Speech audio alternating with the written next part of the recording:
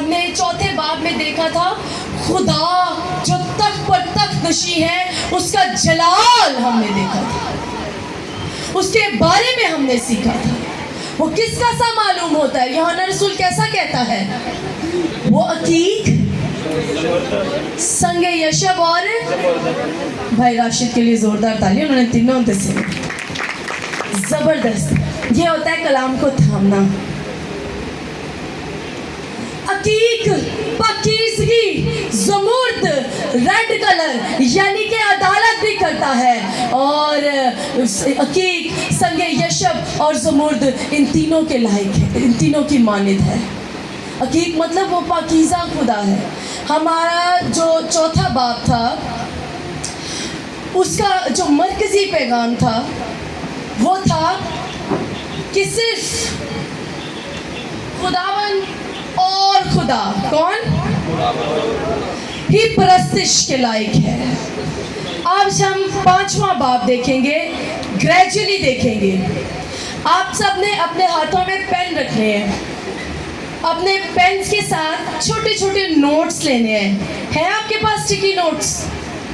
नहीं भी है तो छोटा छोटा अपनी बाइबल मुकद्दस के ऊपर ही लिखते रहे, ज़्यादा बड़ा ना लिखें, नहीं तो फिर थोड़ा सा ना मैसी हो जाती है बाइबल। आप छोटा छोटा साथ लिखें ताकि जब आप बाइबल स्टडी करें तो आपके कॉन्सेप्ट्स क्लियर होते चले जाएं। आज हम पांचवें बाब पर गौर करते हैं और देखते हैं मुकाशफा 5 बाब हमें क्या सिखाता है।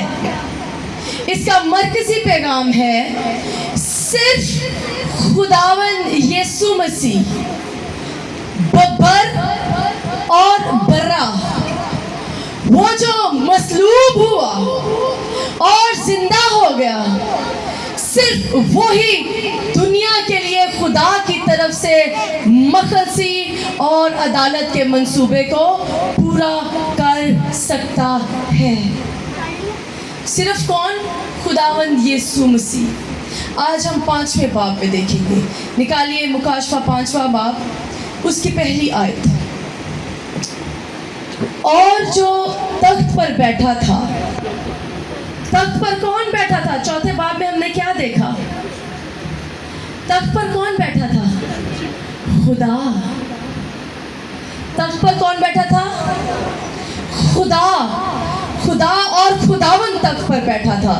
मैंने उसके दाहिने हाथ में एक किताब देखी। क्या देखी?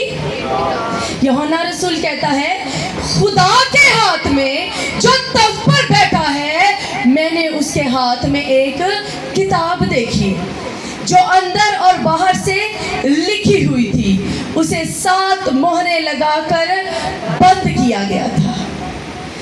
किताब, ये किताब कौन सी है? किसी को पता है? देखते हैं। ये किताब दुनिया की मखलसी।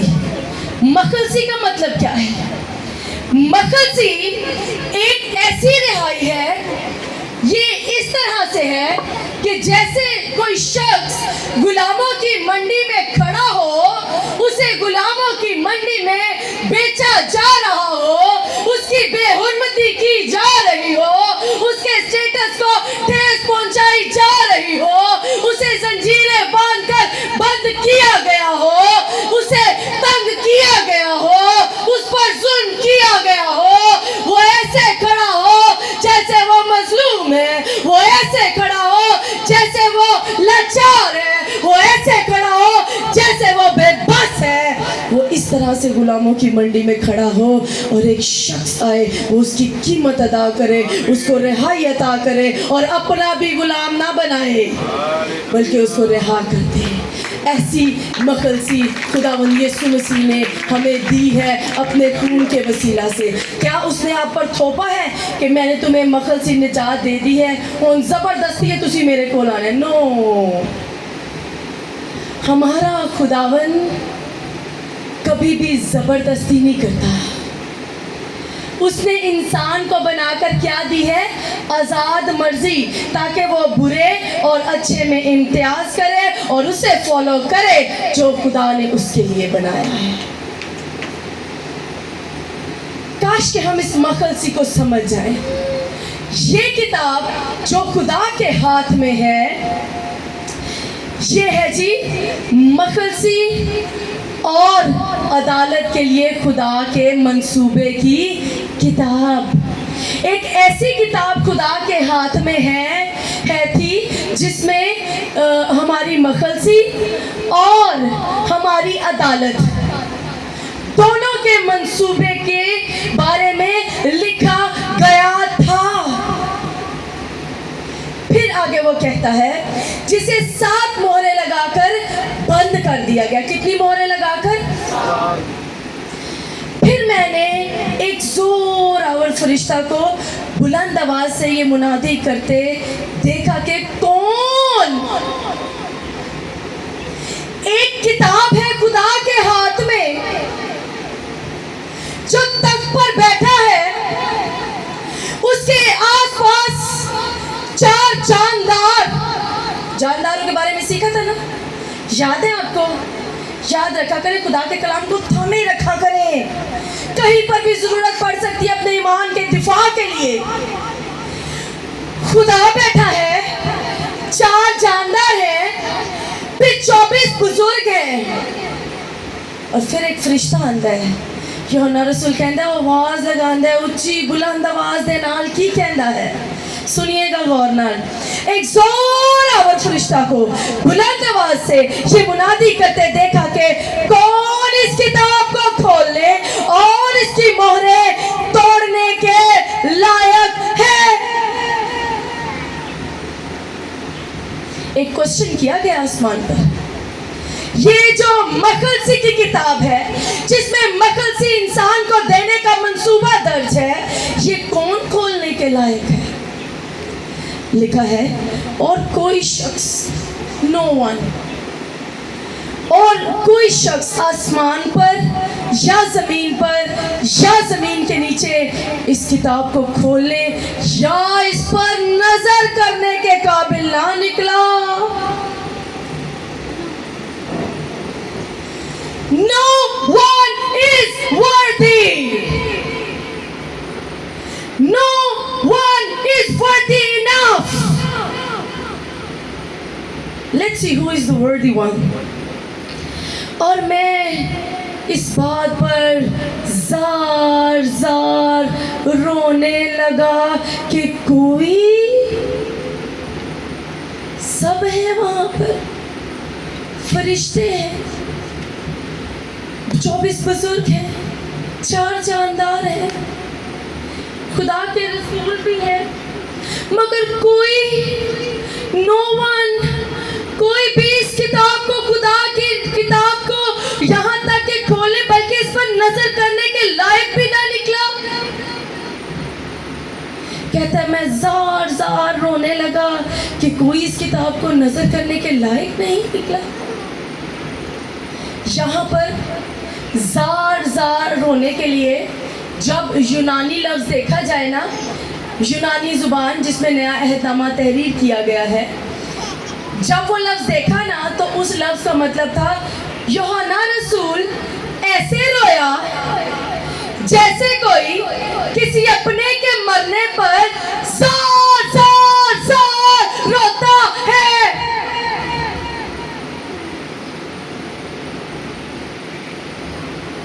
इस तरह से वो रोया।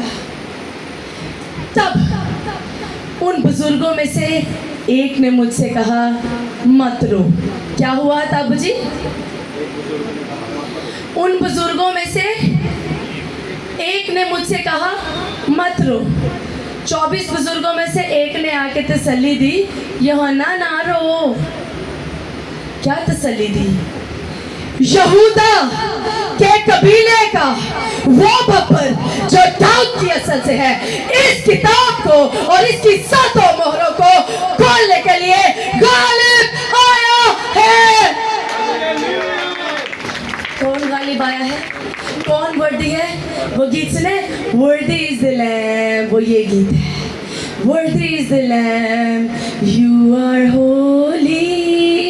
बड़ा अच्छा गीत है, बड़ा अनॉइंटेड वाला गीत है, बड़ा अनॉइंटेड गीत है। कहता है you are holy, you are worthy enough, you are holy to be praised.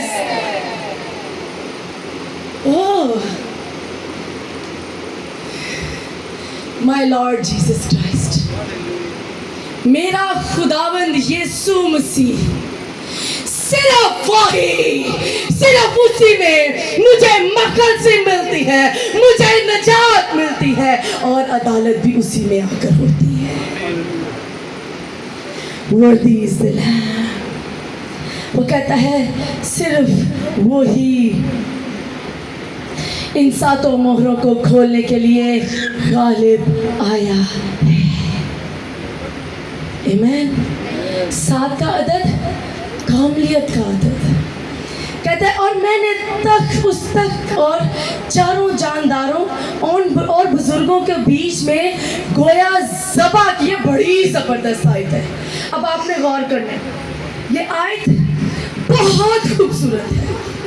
वो कहता है यहाँ पर यूहन्ना रसूल ऐलान करता हुआ नजर आ रहे हैं एक बड़ी बात का, एक बड़ी फतह का, एक बड़े गलबे का। वो कहता है, और मैंने उस तख्त और चारों जानदारों और उन बुजुर्गों के बीच में गोया,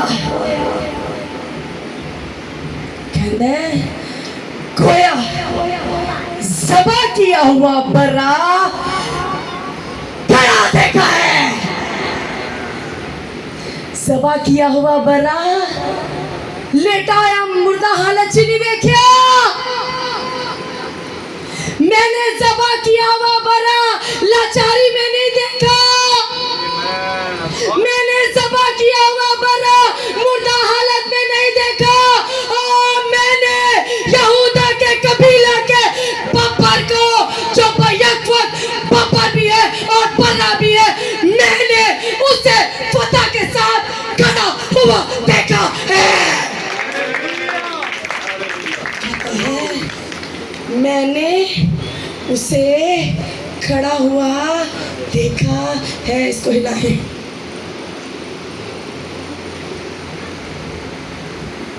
हालेलुया। क्या ही फतह वाली बात है, क्या ही जबरदस्त बात है। क्या ये छोटी आयत है अपने ईमान के दिफा को करने के लिए? नो, खाली सलीब ते खाली कबर, मेरा फखर, मेरा फखर, मेरा फखर। खाली सलीब ते खाली कबर, मेरा फखर। कोई ईमान ते तुहाडे नूं पुछे ना तुहाडा की ईमान है, साफ कह देना खाली सलीब ते खाली कबर, मेरा फखर। हालेलुया। कहता है मुझे इस आयत से बड़ी तकलीफ हुई। कहता है मैं बर्रे नूं खलोता होया देखा, जो यहूदा के कबीले का बब्बर है, गालिब आने में वो बब्बर है, मगर खादमों के तौर पर उसने अपने आप को पेश कर दिया ताकि मेरे और आपके लिए मखलसी के मंसूबे को खुदा की तरफ से पूरा करे। उसने आकर तख्त पर बैठे हुए के, उसने थोड़ा साथ भी दिया करे, उसने आकर तख्त पर बैठे हुए के दाहिने हाथ से इस किताब को ले लिया। वर्दी इज द लैम्ब, हमारा लैम्ब वर्दी है, हमारा लैम्ब यहूदा के कबीले का बब्बर भी है। यूहन्ना कहना मैनू कोई नजर नहीं आया। ओ लैम्ब जेड़ा सैक्रिफाइस होया, जेड़ा ज़बा होया ते ज़बा होके भी खलोता है गलबे दे नाल, ओ आया, उन्हें खुदा दे हथों ओ किताब पढ़नी। सिर्फ वही उन मोहरों को खोलने के लायक निकला। सॉरी उससे ऊपर उसके 7 सींग हैं। ये हम लाइन छोड़ के तो दोबारा से पढ़ते हैं। उसके 7 सींग। कितने सींग? लैम्ब के कभी 7 सींग देखे आपने? कभी बर्रा जो होता है भेड़, भेड़ के 7 सींग देखे? एक भी होता है। भेड़ के तो सींग ही नहीं होते मेरे ख्याल से, क्या होते हैं? मैं वैसे भेड़ नूं कदी इन्ने वो अपना नहीं देखा। अच्छा जी, उसके 7 सींग और 7 आंखें थी। क्या थे? सींग और क्या मतलब है इसका? मैंने आपको बताया था कि क्योंकि उस वक्त दो मित्यान मसीहियों पर बड़ा जुल्म करता था। अगर यूहन्ना रसूल स्ट्रेट फॉरवर्ड ऐसी चीज़ें लिख देता ना तो शायद उस वक्त मसीहत पर और जुल्म हो जाता। इसीलिए उसने चीज़ों को मेटाफोरिक इस्तराती ज़ुबान में भी इस्तेमाल किया। उसने कहा जिसको मैंने देखा उसके 7 सींग थे। 7 सींग, 7 का अदद कामलियत का, सींग का मतलब जबरदस्त कुव्वत का।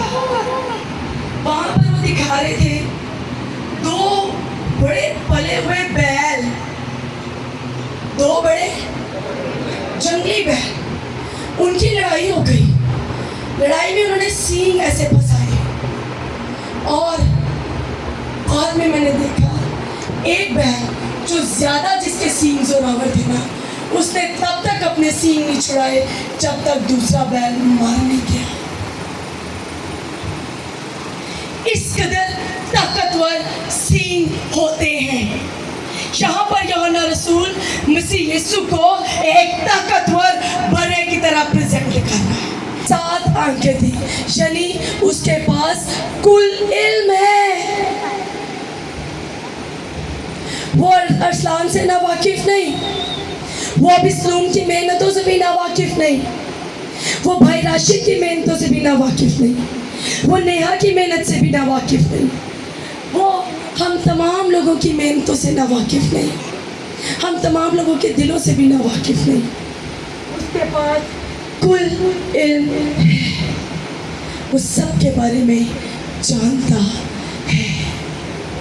He knows about everyone, यानी उसके पास कामिल कुदरत और कामिल इल्म है। और लिखा है और ये 7 रूहें हैं जो तमाम रूहें ज़मीन पर भेजी गई हैं, यानी मसीह यीशु की कुदरत और इल्म खुदा पाक रूह से है। तसलीस नजर आई यहाँ पर। बाप के हाथ में से किताब को ली गई, किताब ली गई, बाप नजर आया। किसने ली? बेटे ने ली। और किसकी वजह से बेटे के पास कुदरत और इल्म है? रूहुल कुद्स के वसीला की वजह से। तसलीस हमें साफ साफ नजर आ रही है। देन उसने आकर तख्त पर बैठे हुए के दाहिने हाथ से इस किताब को लिया और इस किताब को ले लिया तो चारों जानदारों और 24 बुजुर्ग इस बर्रा के सामने गिर पड़े। क्या था आज का मरकजी पैगाम? सिर्फ बर्रा और खुदा के बाद खुदा और बर्रा दोनों तारीफ, तमजीद और प्रस्तिश के लायक है। जैसे उसने किताब को लिया, 4 जानदार और 24 बुजुर्ग उसके सामने गिर पड़े और हर एक के हाथ में बरबत। 4 जानदार, 24 बुजुर्ग, हर एक के हाथ में बरबत और ऊंट से भरे हुए सोने के प्याले थे। ये मुकद्दसों की दुआएं हैं। Hallelujah. What a honor I have in Jesus Christ. मसीह यीशु में मेरी कदर बढ़ जाती है। मसीह यीशु में मेरी कीमत बढ़ जाती है। मसीह यीशु में मेरा दर्जा गुलाम का सा नहीं रहता। मेरी दुआ जो मैं उसके हजूर करती हूँ वो रायगा नहीं जाती। जब आप दिल से दुआ करते हैं ना, बड़े दिल से दुआ, वो ठीक उन 24 बुजुर्गों और 4 जानदारों के हाथ में जाती है और फिर वो उसे खुदा के हजूर में रख देते। What a worthy your prayers are. What a value of your prayers in Jesus Christ.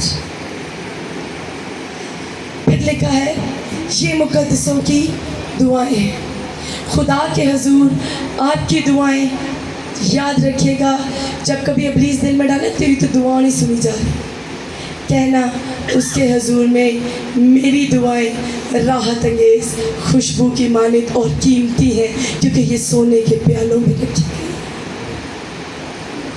साढ़े इतने एक टॉप्स लैन चले जाओ ना बच्चों के, एडे महंगे आजकल हुए हैं, हाथ नहीं लाए जा रहे, लेकिन आपकी तो दुआएं सोने के प्यालों में जा रही हैं। तो टॉप्स की क्यों कहते दुआवा करो और उन तो वध के खुदा तानू देने की कुदरत रखता है। लिखा है और वो ये नया गीत गाने लगे, तू ही इस किताब को लेने और उसकी मोहरें खोलने के लायक है। वो गिरे, उन्होंने सजदा किया और गीत गाया, ओ वर्दी इज द लैम, वर्दी इज द लैम, वर्दी इज द लैम। खुदा का बर्राही इस किताब को लेने और इसकी मोहरें खोलने के लायक है, क्योंकि तूने ज़बा होकर, तूने कीमत अदा कर कर हर एक कबीला, याद रखिएगा दुनिया में 4 हिस्से हैं। कितने हिस्से? पहला, हर एक कबीला और अहले जुबान और उम्मत और कौम में से खुदा के वास्ते लोगों को खरीद लिया है। यानी पूरी दुनिया के लिए तेरी मखलसी आम हो गई है, पूरी दुनिया के लिए तेरा नजात का मंसूबा आम हो गया है, पूरी दुनिया में तेरी नजात दस्तयाब हो गई है। तूने कामिल कुर्बानी अदा की है। जब बनी इस्राइल कौम कुर्बानी देती थी तो वो सिर्फ बनी इस्राइल कौम के लिए होती थी। कहीं लिखे कलाम मुकद्दस में वो पूरी दुनिया के लिए कुर्बानी होती थी। नो, खरूज में 11वें बाब में साफ दर्ज है वो अपनी कौम के लिए कुर्बानी देते थे, लेकिन इस बर्रा की कुर्बानी अहले कबीला, अहले ज़ुबान, अहले उम्मत और अहले कौम के लिए यकसा और बराबर है। जो कोई निजात को पाना चाहे आए, खुदा का इकरार करे, उसकी निजात के काम का इकरार करे, उस पर ईमान लेकर आए, वो और उसका घराना भी निजात पाएंगे। लिखा है और उनको हमारे लिए तूने उनको वास्ते खरीद लिया और उनको हमारे लिए, हमारे खुदा के लिए एक बादशाही और काहिन बना दिया, और वो ज़मीन पर बादशाही करते हैं। होन में गंद कोड़ नहीं, होन में गुलामा दी मंडी च नहीं, होन में शाही कायनात दा फिरका ते मुकद्दस कौम। हाँ,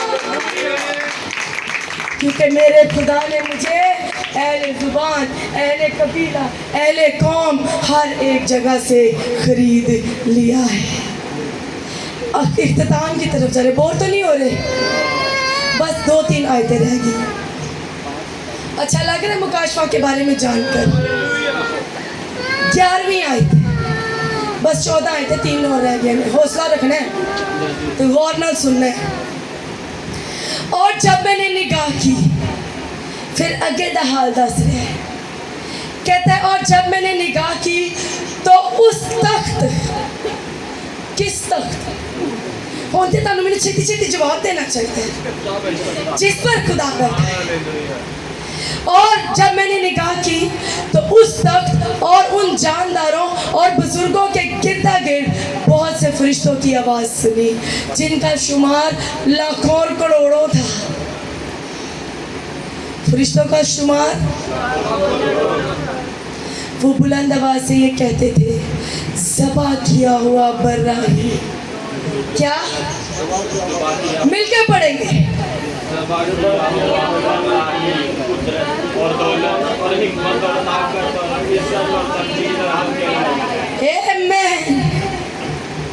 अब आपने मेरे साथ पढ़ना है। ज़बा किया हुआ बर्राही कुदरत। अपने दुखा ते परेशानियों को सामने रख के फिर बोलना जी, अपनी अखा को बंद करके बोलना जी, ते ऐसी मान ना बोलना जी, और कुदरत लायक ते तोड़ेगा हर एक बंदे। अखा बंद कर लो ते हुण मेरे पीछे बोलो, सबा किया हुआ बराही, सबा किया हुआ बराही, कुदरत, दौलत, दौलत, हिकमत, हिकमत, ताकत, ताकत, इज्जत इज्जत और तमजीद और तमजीद और हमद के लायक है। आपके लायक है। आमीन। आमीन। सिर्फ वही लायक है इसके साथ। किसका आदत है? इसका मतलब है सिर्फ बर्रा ही तमजीद के लायक है। मैंने आपसे कहा था ये चैप्टर हमें बर्रे की तमजीद के बारे में बताएगा।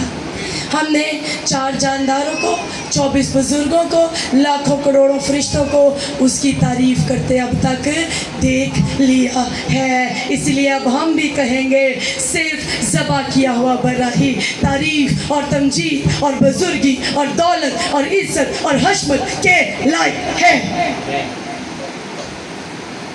13वीं आयत, फिर मैंने, ये भी बड़ी अच्छी आयत है, फिर मैंने आसमान और ज़मीन के नीचे की और समंदर की सब मखलूकात, सब में गौर से सुने एंड तक। असी क्रेडिट देने हैं अपनी दौलत नू। Yes, I am wearing good dress, so whatever, I just earned it. How could you earn it? आप कैसे खरीद सकते हैं? आप कैसे इसे कमा सकते हैं जब तक आपके साथ ज़बा किया हुआ बर्रा ना हो? हालेलुया। कलाम बयान कर रहा है 5वें बाब की सेकंड लास्ट वर्स में, बड़ी जबरदस्त है, गौर ना सुनो। फिर मैंने आसमान और ज़मीन, आसमान की तमजीद हमने देख ली, 4 जानदार, 24 बुजुर्ग, लाखों करोड़ों फरिश्ते, कहते हैं और ज़मीन के नीचे भी। ज़मीन पर कौन है? कहे अपने सीने पर हाथ रख के हाँ। ज़मीन पर कौन तमजीद करते हैं खुदा की? ज़मीन पर कौन तमजीद करता है खुदा की? कौन तमजीद करता है खुदावन की? हम जो इंसान हैं, हम ज़मीन पर तारीफ करते हैं। आसमान पर 4 जानदार, 24 बुजुर्ग, लाखों करोड़ों फरिश्ते, ज़मीन पर हम। एक स्ट्रेंज गल, एक ज़बरदस्त बात, क्या लिखा है आगे? और ज़मीन के नीचे की, कहा कि ओ मुर्दे आलमे अरवा,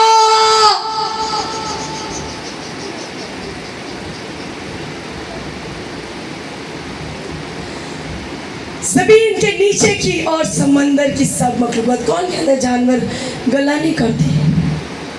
कर देंगे। ज़बूर हमें बयान करता है, गालबन मुझे ज़बूर याद नहीं आ रहा, उसमें लिखा है शेर भी तुझसे भूखे। अयूब की किताब में सुन लिखा है शेर भी तुझसे खुराक मांगते हैं। कौन है? शेर जिहड़े खून खाने दरिंदे ने, चीर फाड़ के खा जाते हैं, वो भी तेरे तो ही खुराक मांगते हैं। वो कहता है समंदर की सब मखलूकात, यानी सब चीज़ों को जो इनमें है, ये कहते सुना। मच्छियाँ भी कहदिया ने। खुदावन का एक खादिम, I don't remember his name, but मुझे उनकी बात याद आ गई।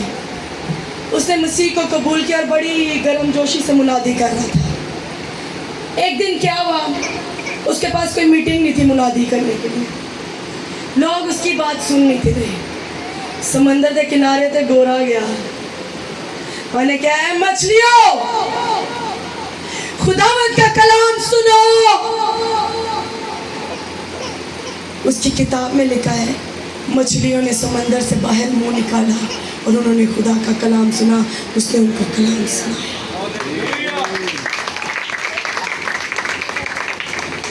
हर एक मखलूक, हर एक जानदार, खा वो आसमान पर है या ज़मीन पर है या ज़मीन से नीचे, समंदर की तमाम मखलूकात भी क्या कहती है? वो कहती है जो तब पर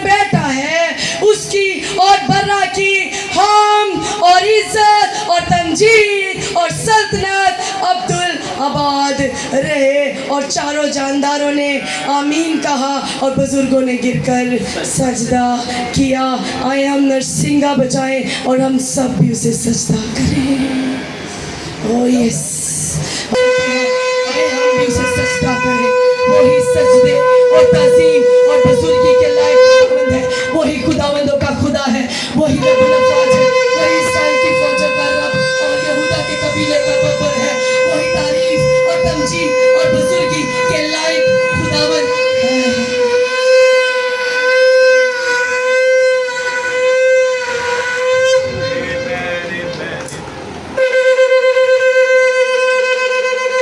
Worthy is the Lamb! Worthy is the Lamb! You are holy! You are worthy! You are worthy to be